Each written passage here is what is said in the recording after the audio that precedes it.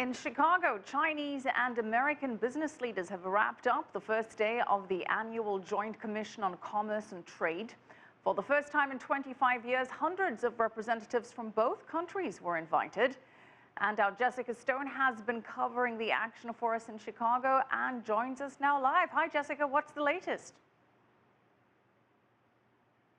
Hi, Michelle. Well, it has been a very busy day here in Chicago for the private sector. Those 100 representatives just representing the private sector alone. They have had discussions on coordinating food safety, increasing investment on both sides of the Pacific, increasing travel and tourism between the nations. And we are also getting new details on an agreement reached between 8 Chinese cities, including Shanghai and Beijing, and the city of Chicago. They will increase trade for small and medium-sized businesses. Here's China's Vice Premier announcing the agreement Wednesday. I'm happy to learn that 8 cities will build a small and medium-sized business service mechanism together with Chicago, and the Chinese Consular General will appoint a special official to be responsible for connecting the businesses between the two sides. The Vice Premier also defended China against concerns from the U.S. business community about the anti-monopoly law there. U.S. foreign direct investment in China has dropped. But Vice Premier Wang said in the past 6 years, only 10% of the enforcements have been against foreign-owned businesses. Meantime, Chinese investment in the U.S. is at record highs, supporting more than 14,000 U.S. jobs, we learned from the U.S. Department of Commerce today. I recently traveled to the U.S. state of Alabama to visit a Chinese copper company that is setting up shop in one of the poorest counties in the country.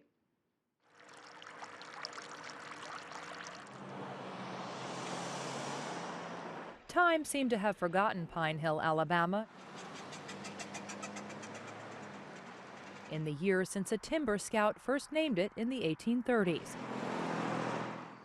But now this town in the poorest part of this state is boasting 150 new jobs, with the promise of hundreds more from a country an ocean away, China. Okay, there are about 65 folks here from China. Okay, you can see it's moving every bit so slowly. Keith Weil is Golden Dragon Copper's North American Vice President. Golden Dragon makes copper tubing for heating and air conditioning units. It's been selling to American customers for 10 years. It takes nearly the whole length of its production facility to stretch copper as thin as it needs. The key is to make a pipe this size into a pipe this size. And at the same time, Golden Dragon is also cutting down its transport time to its American customers from weeks when they transport from China to just days now that they're in the state of Alabama. So we're closer to the source of copper and not too far away from the customers, generally within 1,000 miles. Are you glad you came to Alabama? The answer is yes. But Roger Zhang, who is the president of the company's North American operations, acknowledges that bridging cultural and language barriers between employees is a major part of the job. Golden Dragon is also pushing back against a unionization move by its American workers.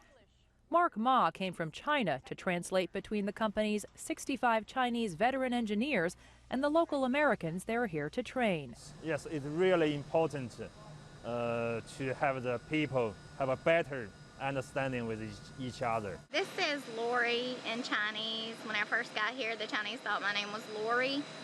And this says Laura in English, Laura Lewis. Laura Lewis says she's learned a lot from her Chinese colleagues, and she's grateful for the work. I really didn't have no other choice. It was the only option that I had because there's not any work here. So this is providing a pretty good income for you and your family? It is. And for a town with just one stoplight, every job that's created gives another boost to the local economy. It's cool to be us.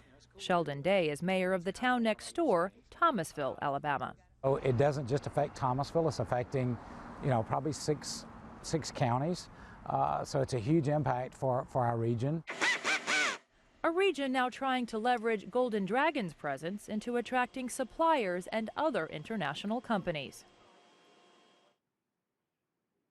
So there might be an example for Alabama in the way Chicago has attracted Chinese businesses. More than 40 Chinese-owned businesses now in this area, Michelle. And Thursday's meetings here in Chicago will focus on closed-door negotiations at the government-to-government level towards a bilateral investment treaty. Also continued discussions over intellectual property rights and increasing U.S. high-tech exports to China. Back to you. All right, we'll check in with you then. Thank you so much. Jessica Stone reporting live from Chicago. All right.